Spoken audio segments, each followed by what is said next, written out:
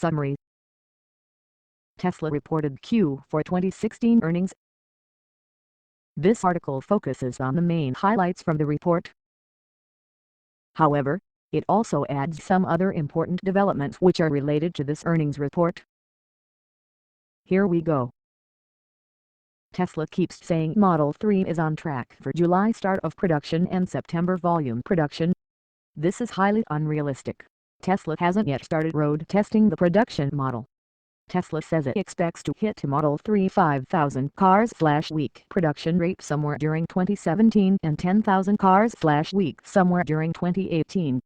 Tesla shipped 98 MWh of energy storage products during Q4 2016. No financial numbers are attached. The reason is simple.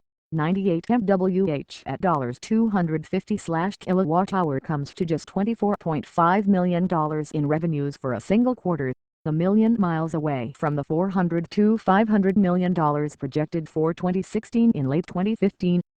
Q4 2016 showed a massive drop in gross margins, from 27.7% in Q3 2016 to 19.1% in Q4 2016. Reason 1 for the drop in gross margins: much lower ZEV credits recognized in Q4 2016, 0.8% of automotive revenues than in Q3 2016 for 0.8% of automotive revenues. Reason 2 for the drop in gross margins: Tesla cannot recognize AP to revenues before delivering the software. This will change significantly during Q1 2017, so automotive gross margins will improve in Q1 2017 versus Q4 2016. Reason 3 for the drop in gross margins: service and other revenues showed a negative 11.3% gross margin in Q4 2016 versus 4.8% in Q3 2016. Tesla puts this to building up service center capacity before the Model 3 arrives. More likely, this is the result of trying to contain service issues and delays, which Tesla says it has managed to, though the delay it puts forward, less than a day, is unrealistic. It's also likely that some of it had to do with the use of high trade-in values to incentivize upgrades and goose Model S/X demand. It should be noticed that this is deferred in time. The CPO car takes time to be sold, and only when sold is the loss from the high trade-in value recognized, so some of the impact would already come from Q3 2016. What did not hit gross margins was a drop in production. Tesla kept Q4 2016 production close to Q3 2016 levels, and it accrued new car inventories as a result. This permits fixed cost dilution to remain high. However, if Tesla is forced to lower production so as not to continue increasing inventories, such would have a negative gross margin impact.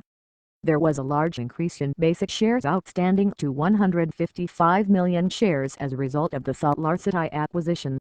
However, this number of shares is an average over the quarter, and SolarCity was only acquired in November 21st. I expect diluted shares outstanding to already exceed 165 million shares. At $280 per share, this gives Tesla a $46.2 billion market capitalization.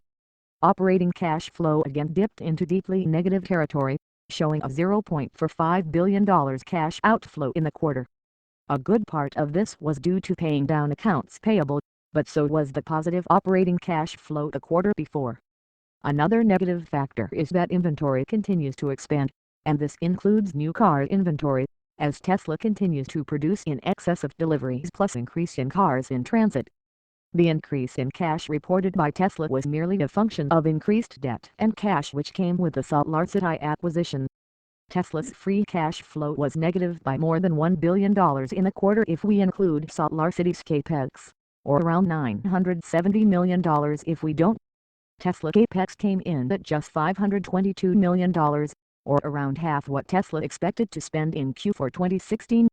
This also makes it likely that the Model 3 is late. Tesla didn't guide for 2017 whole-year deliveries. In my view, doing so would expose the fact that the Model 3 is late.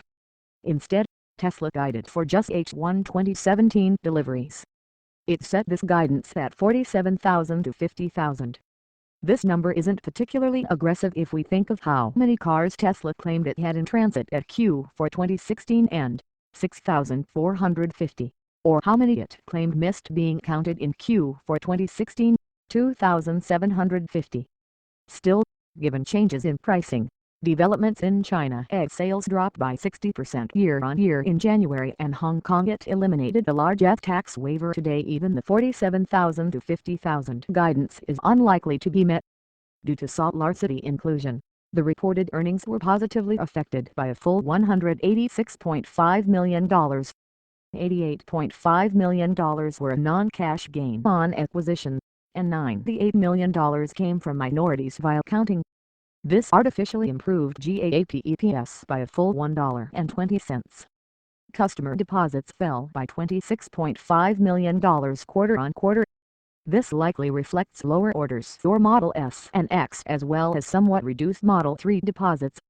Tesla claims orders for the Model S and X are rising 49% year-on-year, but again this is net orders, which compare to a period where it likely experienced many Model X cancellations, driving the base number lower.